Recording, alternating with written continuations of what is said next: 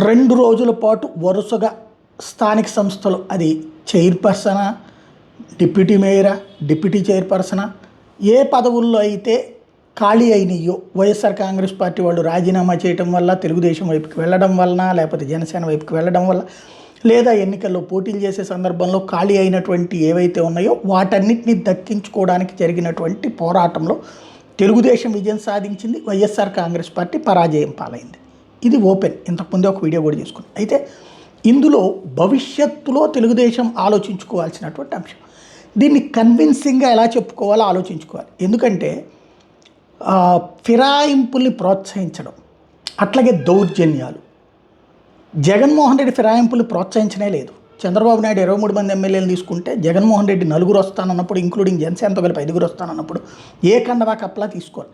కాబట్టి వాళ్ళే జగన్ పేరు చెప్పుకుని వైసీపీ మనుషులు మేమంటూ తిరిగారు. ఆ తర్వాత టిక్కెట్లు ఇచ్చాడు కానీ జగన్ వాళ్ళకేమీ పార్టీ పదవులో పార్టీకి సంబంధించి ఆ 4 ఏళ్లలో కూడా ఆ విధంగా అంటే చేర్చుకునేటటువంటి దాంట్లో నిరాసక్తత ప్రదర్శించాడు. చేతనైతే ఎన్నికల్లో మీరు పోటీ చేసి రమ్మన్నారు, వీళ్ళకి పోటీ చేసే ధైర్యం చాలలేదు. అటు పక్కన ఆయన అది చేసుకొచ్చేసాడు, అయిపోయింది.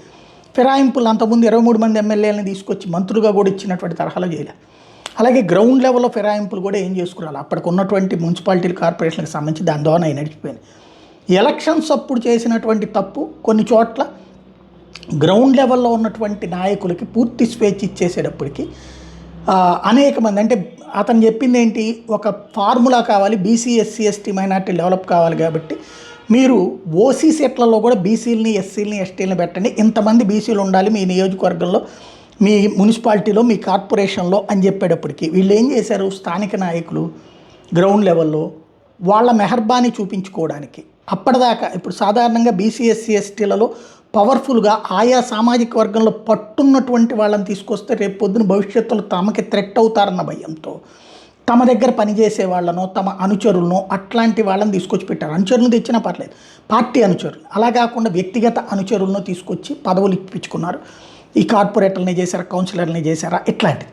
నిజంగా అదే ఉద్యమకారులు అయ్యి ఉంటే, కుల ఉద్యమకారులు అయ్యి ఉంటే, లేకపోతే బాగా కులంలో మంచి పలుకుబడి ఉన్నోళ్ళు అయితే ఇవాళ రోజున ఒత్తిళ్ళకి ఎవరు తలొగ్గేవాళ్ళు కాదు, నిలబడేవాళ్ళు, కలబడేవాళ్ళు, తడబడకుండా పోరాడేవాళ్ళు. సదరు ఆయా పార్టీలకు కూడా ఆ ధైర్యం చాలేది కాదు. కిడ్నాప్లే చేయడమా, ఎత్తుకుపోవడమా, బెదిరించడమా, ఇట్లాంటి దానికి లొంగేవాళ్ళు కాదు. అట్లా లేకపోవడం వల్ల ఇప్పుడు ఫలితం రివర్స్ అయింది. నెంబర్ 1. నెంబర్ 2 వచ్చేటప్పటికి ఇది తెలుగుదేశానికి ఏమన్నా ఫెచ్చింగా? ఖచ్చితంగా ఇప్పటిదాకా తెలుగుదేశం పట్ల ఉండేటటువంటి ఒక పాజిటివ్ థింగ్ మళ్ళీ కోల్పోయినట్టే కదా.